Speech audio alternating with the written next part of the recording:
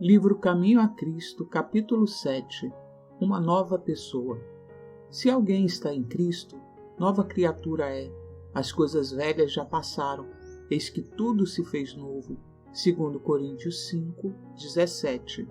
Pode alguém não ser capaz de dizer exatamente a ocasião ou lugar de sua conversão, nem seguir toda a cadeia de circunstâncias no seu processo.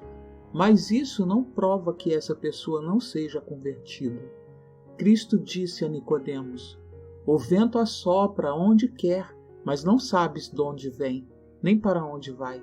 Assim é todo aquele que é nascido do Espírito. João 3, 8.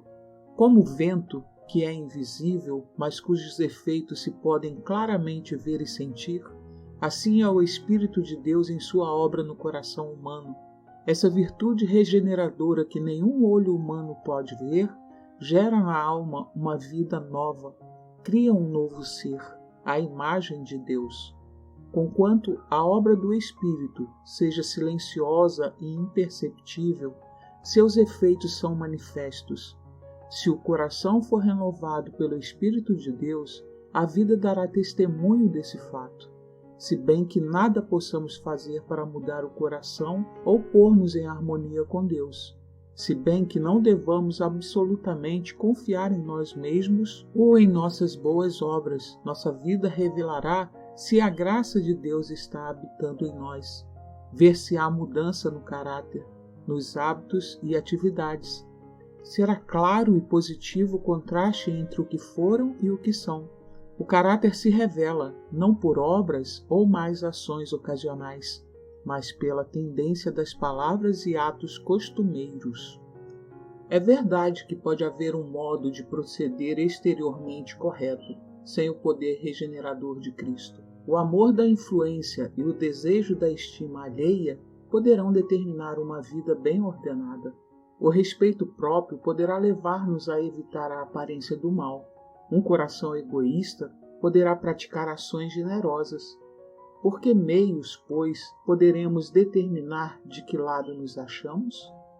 Quem possui nosso coração? Com quem estão nossos pensamentos? Sobre quem gostamos de conversar? Quem é o objeto de nossas mais calorosas afeições e nossas melhores energias? Se somos de Cristo, nossos pensamentos com Ele estarão, e nele se concentrarão as nossas mais doces meditações. Tudo o que temos e somos, a Ele será consagrado. Almejaremos trazer a sua imagem, possuir seu espírito, cumprir sua vontade e agradar-lhe em todas as coisas. O que se tornaram novas criaturas em Cristo Jesus produzirão os frutos do Espírito: amor, alegria, paz, longanimidade, benignidade, bondade, fidelidade, mansidão, domínio próprio. Gálatas 5, 22 e 23. Não se conformarão por mais tempo com as concupiscências anteriores, mas pela fé do Filho de Deus seguirão as suas pisadas, refletir-lhe-ão o caráter e se purificarão, assim como ele é puro. As coisas que outrora aborreciam, agora amam, e aquilo que outrora amavam, aborrecem agora. O orgulhoso e presunçoso torna-se manso e humilde de coração. O vanglorioso e arrogante torna-se circunspectos e moderado. O bêbado torna-se sóbrio e o viciado puro.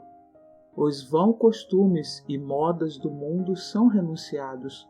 O cristão buscará não o enfeite exterior, mas o homem encoberto no coração, no incorruptível trajo de um espírito manso e inquieto, que é precioso diante de Deus. 1 Pedro 3, 3 e 4. Não há evidência de genuíno arrependimento, a menos que se opere a reforma, restituindo o penhor, devolvendo aquilo que roubara, confessando os pecados e amando a Deus e ao próximo. Pode o pecador estar certo de que passou da morte para a vida. Quando, como seres pecaminosos e sujeitos ao erro, chegamos a Cristo e nos tornamos participantes de sua graça perdoadora, surge o amor em nosso coração. Todo o peso se torna leve, pois é suave o jugo que Cristo impõe. O dever torna-se deleite, o sacrifício prazer. O caminho que dantes parecia envolto em trevas torna-se iluminado pelos raios do sol da justiça. A amabilidade do caráter de Cristo se manifestará em seus seguidores. Era seu deleite fazer a vontade de Deus. Amor a Deus, zelo por sua glória, era o motivo dominante na vida de nosso Salvador.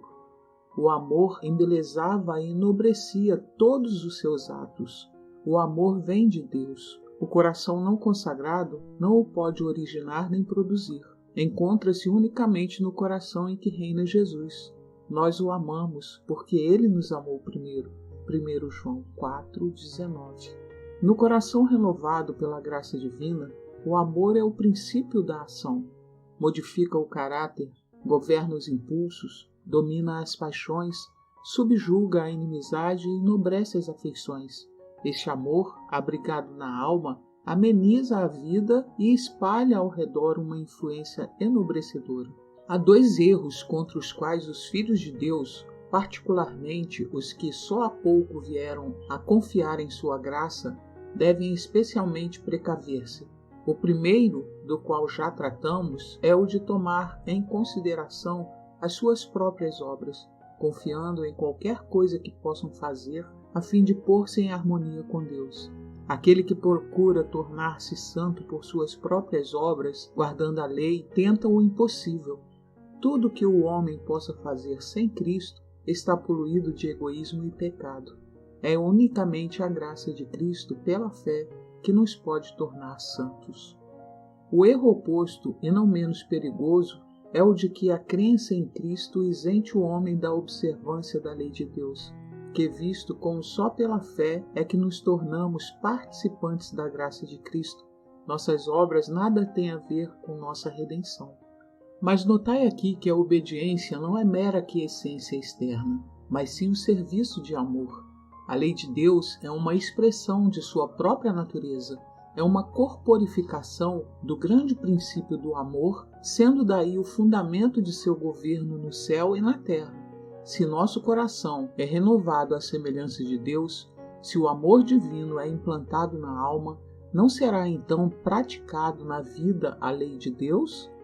Implantado no coração o princípio do amor, renovado o homem segundo a imagem daquele que o criou, cumpre-se a promessa do novo concerto.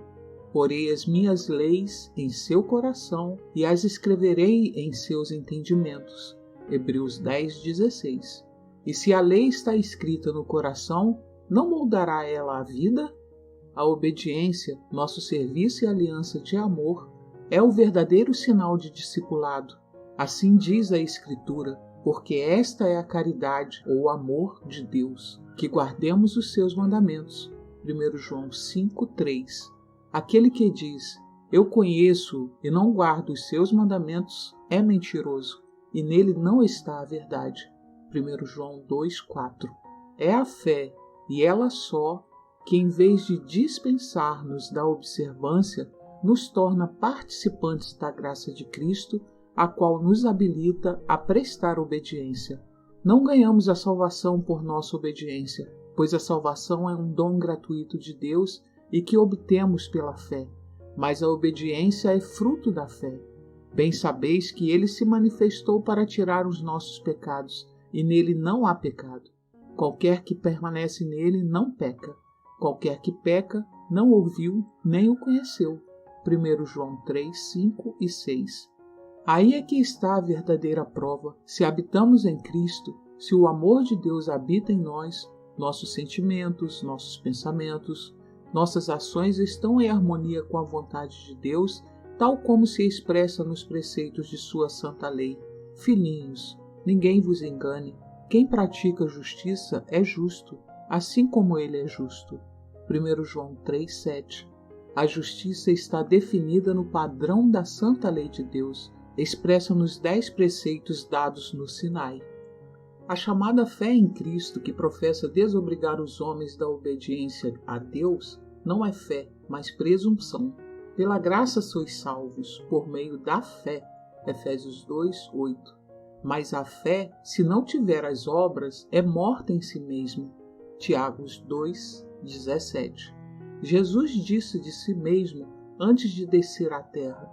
Deleito-me em fazer a tua vontade, ó Deus meu. Sim, a tua lei está dentro do meu coração. Salmos 48.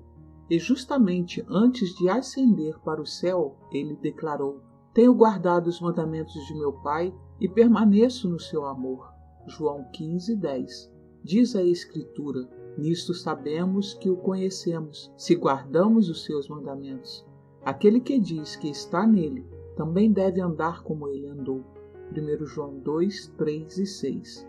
Pois também Cristo padeceu por nós, deixando-nos o exemplo para que sigais as suas pisadas. 1 Pedro 2, 21. A condição de vida eterna é hoje justamente a mesma que sempre foi, exatamente a mesma que foi no paraíso, antes da queda de nossos primeiros pais, perfeita obediência à lei de Deus, perfeita justiça. Se a vida eterna fosse concedida sobre qualquer condição inferior a essa, correria perigo a felicidade do universo todo. Estaria aberto o caminho para que o pecado, como todo o seu cortejo de infortúnios e misérias, se imortalizasse. Era possível a Adão, antes da queda, formar um caráter justo pela obediência à lei de Deus, mas deixou de o fazer e, devido ao seu pecado, nossa natureza se acha decaída e não podemos tornar-nos justos. Visto como somos pecaminosos, profanos, não devemos obedecer perfeitamente a uma lei santa. Não possuímos justiça em nós mesmos com a qual pudéssemos satisfazer as exigências da lei de Deus. Mas Cristo nos proveu um meio de escape. Viveu na terra em meio de provas e tentações como as que nos sobrevêm a nós. Viveu uma vida sem pecado, morreu por nós e agora se oferece para nos tirar os pecados e dar-nos sua justiça. Se vos entregardes a Ele e o aceitardes como nosso Salvador, sereis então, por pecaminosa que tenha sido vossa vida, considerados justos por sua causa. O caráter de Cristo substituirá o vosso caráter e sereis aceitos diante de Deus exatamente como se não houvesseis pecado. E ainda mais, Cristo mudará o coração, nele habitará pela fé. Pela fé e contínua submissão de vossa vontade a Cristo, deveis manter essa ligação com Ele, e enquanto isso fizerdes, Ele operará em vós o querer e o efetuar, segundo a sua vontade. Podereis então dizer: a vida que agora vivo na carne, vivo-a na fé do Filho de Deus, o qual me amou e se entregou a si mesmo por mim. Gálatas 2:20. Disse Jesus a seus discípulos: não sois vós quem falará, mas o Espírito de vosso Pai é que fala por vós. Mateus 10:20. Assim, atuando Cristo em vós, manifestarei o mesmo Espírito e praticarei as mesmas obras, obras de justiça e obediência. Nada temos, pois, em nós mesmos de que nos possamos orgulhar. Não temos nenhum motivo para exaltação própria. Nosso único motivo de esperança está na justiça de Cristo, a nós imputada, e naquela atuação do seu Espírito em nós e através de nós. Quando falamos em fé, devemos ter presente uma distinção. Existe uma espécie de crença que é inteiramente diversa da fé. A existência e poder de Deus, a veracidade de sua palavra, são fatos que mesmo Satanás e seus exércitos não podem sinceramente negar. Diz a Bíblia que também os demônios o creem e estremecem. Tiago 2:19. Mas isso não é fé.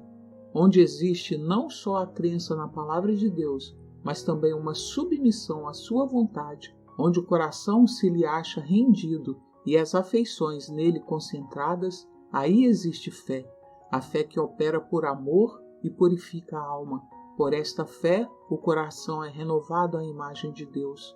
E o coração que em seu estado irregenerado não era sujeito à lei de Deus, agora se deleita em seus santos preceitos, exclamando com o salmista: ó, quanto amo a tua lei! É a minha meditação em todo o dia. Salmo 119:97. E cumpre-se a justiça da lei em nós, os que não andamos segundo a carne, mas segundo o Espírito. Romanos 8:1.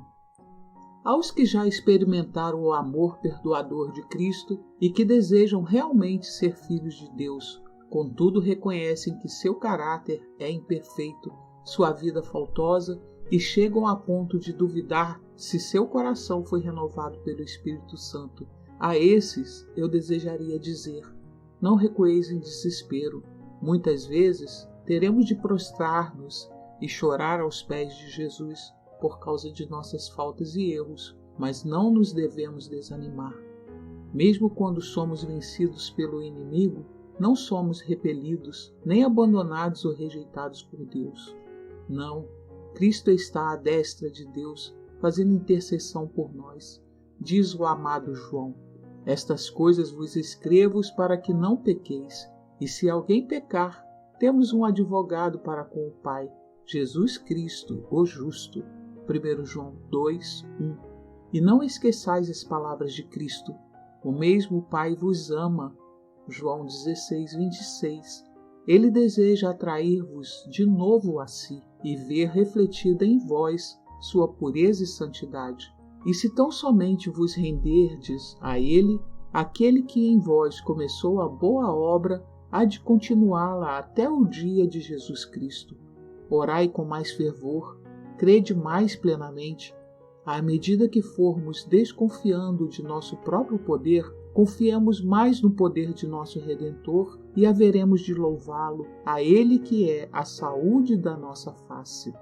Quanto mais perto vos chegardes de Jesus, tanto mais cheio de faltas parecereis aos vossos olhos, porque vossa visão será mais clara e vossas imperfeições se verão em amplo e vivo contraste com sua natureza perfeita. Isso é prova de que os enganos de Satanás perderam seu poder, que a influência vivificante do Espírito de Deus está a despertar-vos. Não pode habitar um amor profundo e arraigado no coração daquele que não reconhece sua pecaminosidade. A alma transformada pela graça de Cristo admirará o seu caráter divino. Se, porém, não reconhecemos nossa própria deformidade moral, é isso uma prova inequívoca de que não obtivemos uma visão da beleza e excelência de Cristo. Quanto menos virmos em nós mesmos dignos de estima, tanto mais havemos de ver digno de estima na infinita pureza e amabilidade de nosso Salvador. A vista de nossa pecaminosidade impele-nos para Ele, que é capaz de perdoar, e quando a alma, reconhecendo o seu desamparo, anseia por Cristo, Ele se revelará em poder. Quanto mais a sensação de nossa necessidade nos impelir para Ele e para a Palavra de Deus, tanto mais exaltada visão teremos de seu caráter e tanto mais plenamente refletiremos a sua imagem.